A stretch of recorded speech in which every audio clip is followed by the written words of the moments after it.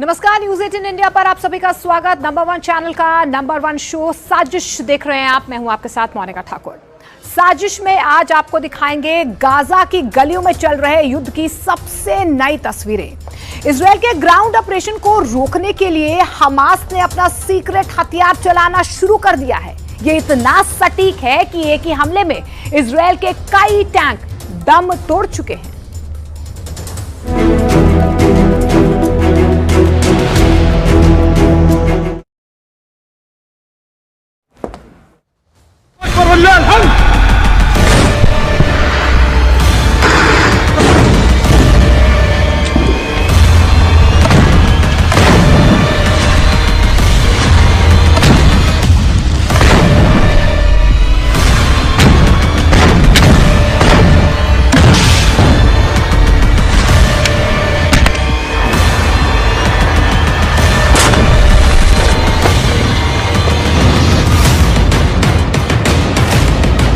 Hamas के इस video ने तेल अवीव से लेकर वॉशिंगटन डीसी तक हड़कंप मचा दिया है।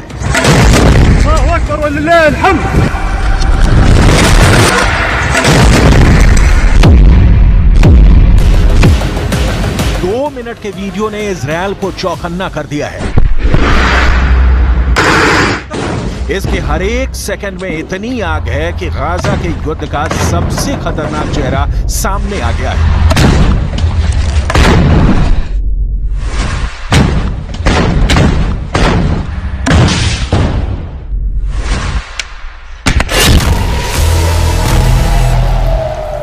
इजरायल में माना जा रहा है कि अगर हमास के इस खतरे से नहीं निपटा तो गाजा में उसे हार का सामना करना पड़ सकता है।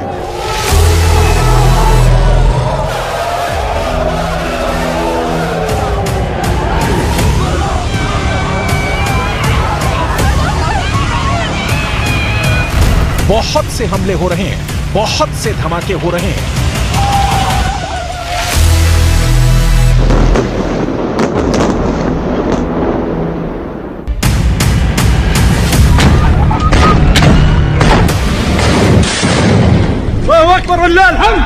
इजरायल के टैंकों और बख्तरबंद गाड़ियों को हमास चुन चुन कर मार रहा है।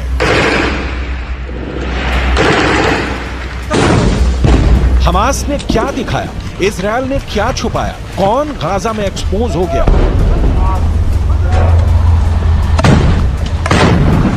इसकी फायर पावर में दम है और किसने 24 घंटे के अंदर कौन सा बड़ा दावा किया है? 2 मिनट के अंगारों से भरे इस वीडियो में सब कुछ पैक है।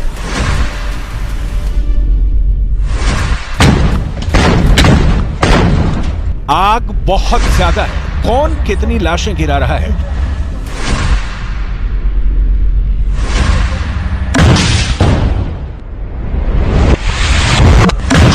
आप जानकर चौंक जाएंगे।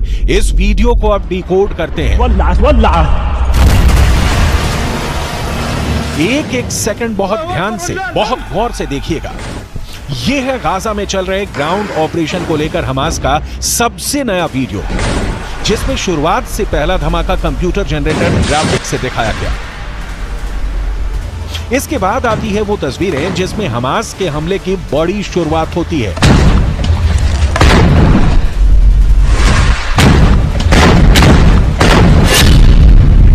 खंडहर बन चुके गाजा की एक इमारत से दिखाई देता है इजरायल का मरकावा टैंक। हमास मोर्चा संभालता है और फिर छुप कर फायर करता है यासीन रॉकेट। रॉकेट फायर करते ही हमास का यह दस्ता दूसरे कोने पर भागते हुए पहुंचता है। एक टूटे हुए दरवाजे के बाहर रॉकेट ताना जाता है और फिर वहां खड़े इजरायल के एक टैंक पर यासीन एंटी टैंक रॉकेट दाग दिया जाता है। तीसरा हमला भी आड़ से किया जाता है। टारगेट पर इजरायल का टैंक है और हमला भी यासीन रॉकेट से किया जाता है। कुछ ही दिनों के अंदर हमास का यह रॉकेट पूरी दुनिया में चर्चा का मुद्दा बन गया है।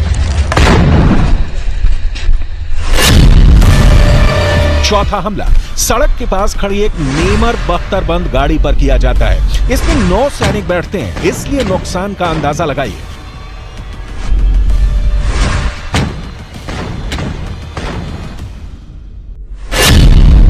पांचवें हमले के लिए हमास का एंटी टैंक दस्ता फिर गली में आता है। इसके गली के एक मुहाने पर खड़े इजरायल के मरकाबा टैंक को यासीन रॉकेट से टारगेट किया जाता है।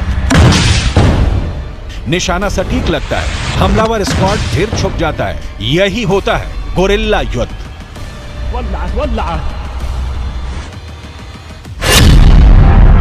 छठे हमले के लिए फिर यासीन रॉकेट से निशाना साधा जाता है। रोड की दूसरी तरफ एक मरकाबा टैंक खड़ा है और फिर धमाका एक दूसरे कैमरे से रिकॉर्ड किया जाता है। सातवां टैंक बहुत ही खतरनाक है। हमास का एंटी टैंक दस्ता फिर से नेमर बख्तरबंद गाड़ी से टारगेट करता है। दूसरी सिर्फ 20 से 25 मीटर। ऐसे हमले इजरायल को बहुत गहरे जख्म दे रहे हैं। हमास छुप कर हमला कर रहा है और इजरायल के पास इसे काउंटर करने के लिए गाजा में और गहरा जाने के अलावा कोई रास्ता नहीं। आठवां हमला एक बुलडोजर पर होता है। ये है इजरायल का बख्तरबंद बुलडोजर D9। हमास इस पर रॉकेट से वार नहीं करता, बल्कि इस पर पेट्रोल डालकर आग लगा देता है।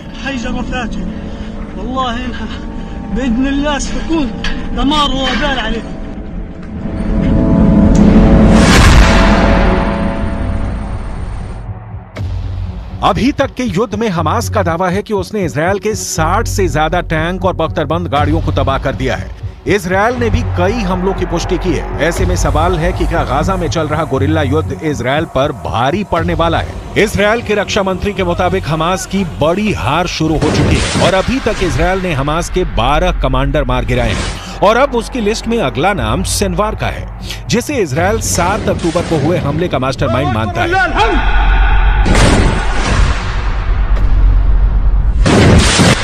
המסגרות האלה הולכות ומתכרסמות, הולכות ומתפרקות כתוצאה מהפעולה הנחושה של לוחמי צה"ל.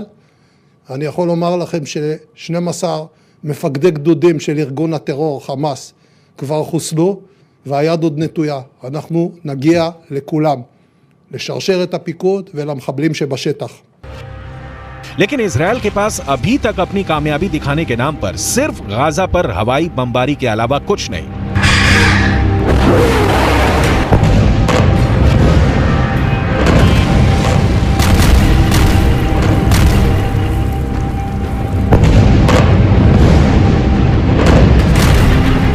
जबकि हमास जो वीडियो जारी कर रहा है उसमें इजरायल के टैंक फटते हुए साफ नजर आ रहे हैं। इन सब हमलों में हमास का यासीन रॉकेट इजरायल के लिए बहुत बड़ा खलनायक बनकर उभरा है।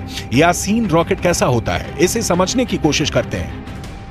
ये रॉकेट एक तरह से आरपीजी यानी कि रॉकेट प्रोपेल्ड ग्रेनेड का ज्यादा खतरनाक वर्जन है, ज्यादा डेंजरस है और ये है यासीन 105 रॉकेट, जो कि रशिया के भी PG-7VR की नकल कहा जाता है, यानी कि उससे भी ज्यादा खतरनाक कहा जाता है इसे। लेकिन इस रॉकेट की खासियत क्या है? इस रॉकेट में 2 स्टेज वॉरहेड लगे होते हैं, यानी कि इसमें 2 जगह विस्फोटक होते हैं, एक यहां एक यहां।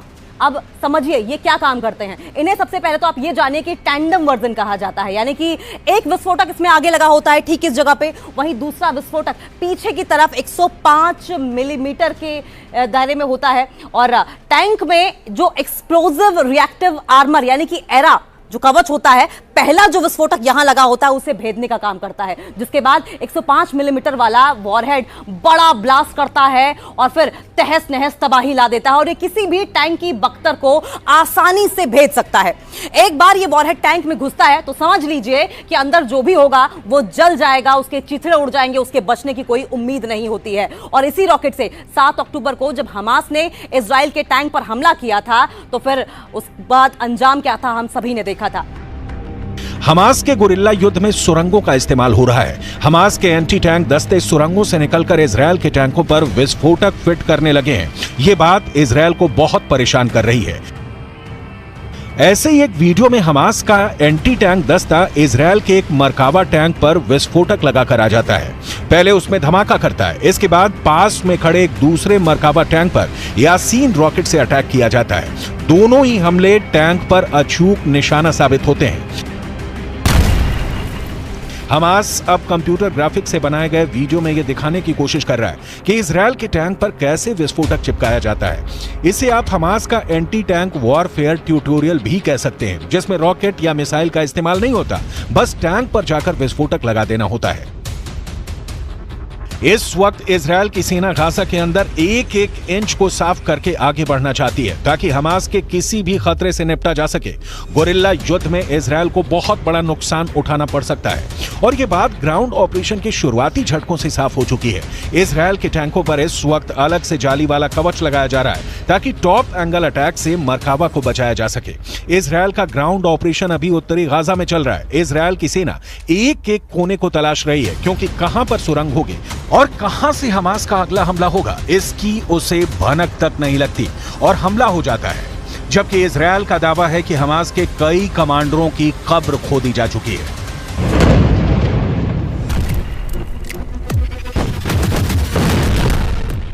סופגים מכות קשות ואנחנו מפרקים גדוד אחרי גדוד. אפשר לראות כאן את אזורי העיר עזה. בכל מקום כזה, בכל ריבוע כזה, יש לפחות מסגרת גדודית או פלוגתית. המסגרות האלה הולכות ומתכרסמות, הולכות ומתפרקות כתוצאה מהפעולה הנחושה של לוחמי צה"ל. אני יכול לומר לכם हमास के नए नए वीडियो आ रहे हैं जिसमें गली मोहल्लों से युद्ध दिखाया जा रहा है। हर जगह यासीन रॉकेट ही हमास का सबसे सटीक हथियार साबित हो रहा है। इस वीडियो में भी हमास के एंटी टैंक दस्ते अचानक सामने आते हैं और खंडहर बन चुकी इमारतों से इजरायली टारगेट पर यासीन रॉकेट दाग देते हैं।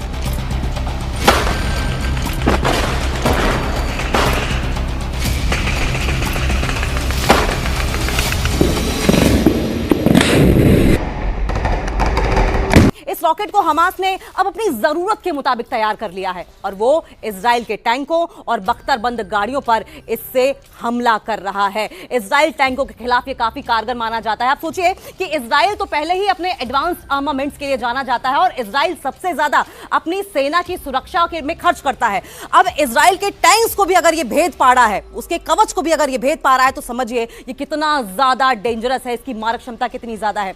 दुनिया भर में ये किसी भी सेना या फिर मिलिशिया का सबसे खतरनाक हथियार माना जाता है क्योंकि ये किसी भी एंटी टैंक मिसाइल के मुकाबले सस्ता होता है लेकिन तबाही उतनी ही ज्यादा मचाता है। आप समझिए कि जेवलिन जैसी मिसाइलें जो कि करोड़ों के निर्माण के बाद बनती हैं, ये महज कुछ डॉलर्स में ही बनकर तैयार हो जाता है, यानी कि सस्ता भी है, टिकाऊ भी है और सबसे बड़ी बात खतरनाक यानी डेंजरस भी है। यासीन रॉकेट का नाम हमास को कायम करने वाले शेख अहमद यासीन पर रखा गया है। 2004 में इजरायल ने एक हमले में शेख अहमद यासीन को मार डाला था, लेकिन अब इस रॉकेट को अपना सबसे बड़ा हथियार बना चुके हमास ने एंटी टैंक दस्तों में इसकी सप्लाई तेज कर दी है।